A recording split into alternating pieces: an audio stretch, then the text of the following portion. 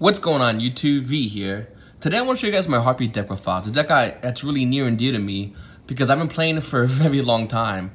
I originally started playing this deck because this deck could play magical hats and it kind of made me feel nostalgic but at the same time competitive in the game of Yu-Gi-Oh!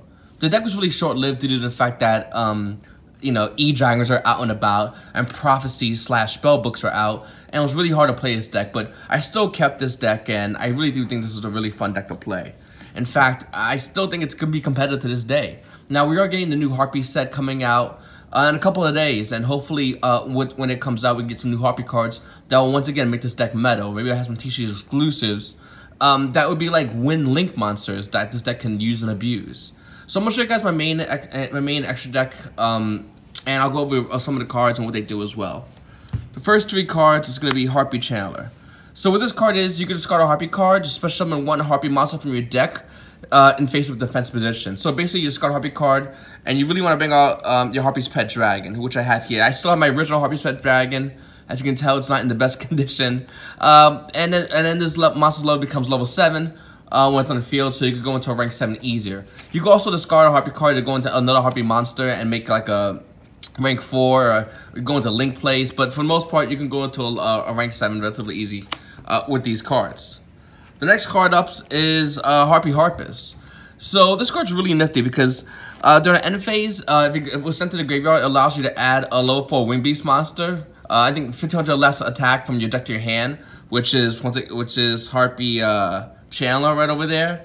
Another cool thing is you can return a Wing Beast monster you control and to return one face-up monster your opponent controls. So it kind of pings back, which is kind of useful.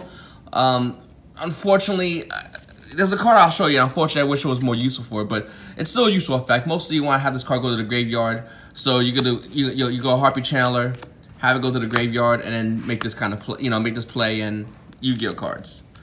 Anyway, guys, up next is Harpy Dancer. Basic effect: you can target one wind monster you control, return it to the hand, then you can normal summon one wind monster. Now this is huge in this deck because all the Harpy monsters are wind, but there's another card I play, I'll show you guys in a second, that's also wind that's really useful. You're going to use this effect once per turn. All the Harpy monsters, while they're facing on the field, become Harpy Lady. Speaking of which, I play one Harpy Lady 1 and one Cyber Harpy Lady. I'm seeing deck profiles that play 3 Harpy Lady 1. It's just not good enough. I don't like that. I think that you only need one for the 300 boost for the most part, because you want to have another name to search out. Cyber Harpy Lady is another monster that's at 800 beats that you just put on the board, and right then and there, just good, just good enough. So that's what I like about that. As far as Harpy Queens, I only play one. No ultis. It's been very hard for me to find ulti Harpy Queen. Basically, what this card is, it's a terraform. You discard, search for the Harpy's Honeyground field spell. And I'll give you a reason a little bit why I only play one. So for my other wind monsters, I play 3 Ice Spell, 2 Glass Spell, and a Snow Bell. Like, you can bounce these cards back up with these Harpy cards because they're all wind monsters, and they kind of have that, that value that you can do. And it's really cool how it works with this deck and how it really flows well with this deck. And I would highly recommend, if you are playing Harpies or you're looking to play Harpies, you actually implement this engine in your deck. It's really, really cool. The Ice Spells got reprinted, so they're a lot less in rarity. These are the OTS tournament packs. I think Snowbell also got a common reprint as well, but this card's like $1, so like this is a really, really cheap alternative for the deck that's really good because for Ice Spell, and I think it was Ice or Glass Spell. Glass Spell. You can only bring out wind monsters, and all the Harpies are wind monsters, and a lot of their links, Exceeds, which I'll show you in a second, they're also wind monsters, so you can continue doing your plays as normal, just plussing as you're doing it, which is really cool. And the last two monsters to play is this guy. He's also a wind monster, so you can still play him.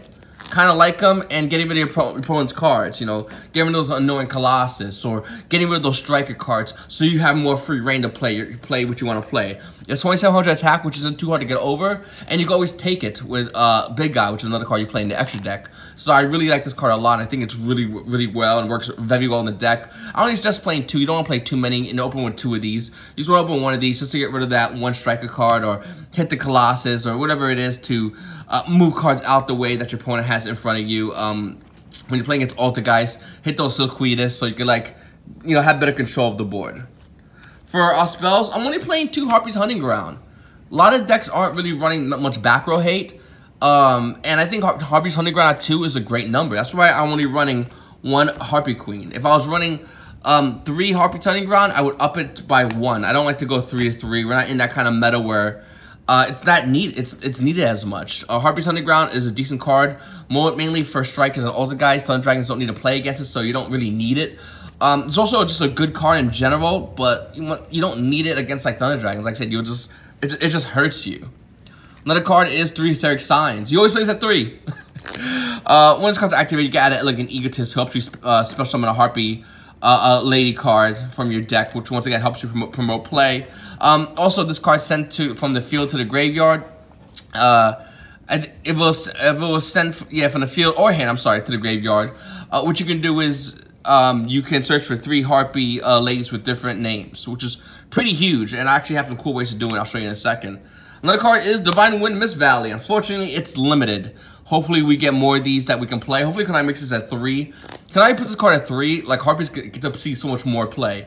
Once per turn, if a wind monster you control is returned to the hand, you can special summon one from your level 4 or lower wind monster from your deck. Any level 4 or lower wind monster, including like Ice Bell or Glass Bell or any of those other cards. And it's just, in this deck, I'm telling you, this card goes to 3. This deck will see a lot of play. And the last 3 cards I want to run as far as spells is 3 Call by the Grave. Now, this is a spot that you can put 3 hand traps in, 3 infinite permanents in. I just find Call by the Grave because I really want to get my plays off. Unlike other decks that you can have a lot of ways to recur or a lot of ways to promote gameplay after getting hit by a hand trap, Harpies, unfortunately, currently is not one of those decks. Hopefully in the future they will be, but right now they're not. So that's why I say 3 Call by the Grave. I want to stop Ash. I want to stop Draw. I want to stop all those plays so I can put my plays and really get a good control over the game. Have good board presence and also play good cards like Ghost and Match. Each play can only control 1 attribute, so you control wind and you just laugh at your opponent. Also, you don't really need infinite perms if you're playing Harpies. I mean, you can have it, but we have it already. It's called Harpy's Featherstorm. It's basically infinite perms, just better. And if you control a Harpy monster, you can activate this card from your hand. And so if it's set and destroyed, you can activate a Harpy's Feather Duster from your deck or graveyard to your hand. You can add it. You probably will just lose though because, you know, the card's banned and it's just against the rules of Yu-Gi-Oh! The next 2 cards is Hysteric Party. I used to love running this card at 3, and I still kind of miss running at 3. The reason I only run at 2, because once again, we just want to span the board and control the board and try to OTK as fast as possible. We don't really have time to wait. I used to run 3 Magical Hats back in the day, and I only run 1 now. And I love this card. I really do love this card a lot. And opening with this card against a deck like Thunder Dragons and resolving Magical Hats is really good for this deck. The reason why Magical Hats is so cool is because you Magical Hats and you get like Hysteric Sign and any other card that you feel is dead and put it under the Magical Hat, spell-wise or trap-wise. And at the end, no matter what happens, if they hit the card right, hit it wrong, this gets sent to the graveyard. And this will let you add 3 Harpies with different names because it doesn't care how it was sent to the graveyard. It was just sent. So Hysteric Sign will resolve, adding you during the end phase. Not only adding you, but like protecting your monsters because you activated a card that was using the damn TV show, man. It was from the TV show. And you get to do this. So I thought that was really, I love that. This is one of the, like I said, one of the reasons why I play the deck. Alright, so let's talk about the extra deck. Obviously, I'm playing a Draco Sack. I know a lot of Yu-Gi-Oh players that are looking to play playing Harpies currently do not play Draco Sack. I think that's incorrect. This is still a great card, still a powerful card. It can allow you to do a lot of cool plays. It can allow you to maintain a better field presence. It's just worth it. Another card I play is Galaxy Tomahawk. Galaxy Tomahawk's there because I like to go into like a Borosaur Dragon, which I'll show you right now. In order to do it, you're probably going to need 2 Link Spiders. I also have 2 Great Flies and the Borosword. Now you can also add Boroload if you have extra room, or you can add other cards like Topological Trispania. Depending on the meta at your locals, I would really say is what else extra to add. You can even consider cutting a Great Fly because for the most part, Great Flies is there to get you to the Borosword to do a little more extra spice, increasing Wind Monster's attack by 500, making Earth Monsters lose attack if you play against anyone who plays Earth. That's a thing. It's basically a Wind version of the attribute cards, the one that you God damn, I just forgot the name of it already. Hold on 1 second. I'll find it. No, I won't. I'm lazy. Okay, whatever. The Light and Dark guy. It's just a wind version of that. Then when sent to the graveyard, you can add a wind monster, which is kind of cool. Next, Big Guy. Now, unfortunately, he's not a win, but it's still cool to take your opponent's monsters. 2 level 7s, detach, just take your opponent's monsters. It can attack the turn that you took it, but it really doesn't matter, to be honest with you. If your opponent made Boros Sword and somehow you survived, you just Big Guy and take their Boros Sword. You're like, oh, thanks. And that's relatively easy to do. Another card is going to be Beast Zerofyne and requires 2 level 4 Wing Beast monsters. Detach 2 material, blank all your opponent's monsters on the field. Just negate their effects. And you get 300 for each of those that is blank. So that's, once again, really good. Now let's go into some more win stuff. So you could go into Tornado Dragon, and you could pop your Hysteric Sign and get value off that. So that's pretty awesome. I mean, it's up to you how you want to do it, depending on your hand is. You go Tornado Dragon, pop the Hysteric Sign, resolve her Hysteric Sign. If you have another one, you can play another Hysteric Sign. During your opponent's end phase of their turn, if they have no back row, you just pop this Hysteric Sign and get value off it, so that's kind of cool. Another card is Lightning Chidori. When it's XYZ summon, target 1 set card on your opponent's side of the field, put that bad boy in the bottom of his deck, and then once per turn, you can attach one and target 1 face card your opponent controls, put that boy in the top of their deck. It's pretty good. And there's Harpy's Pet Phantasm Dragon. A lot of people have a lot of problems getting through this card.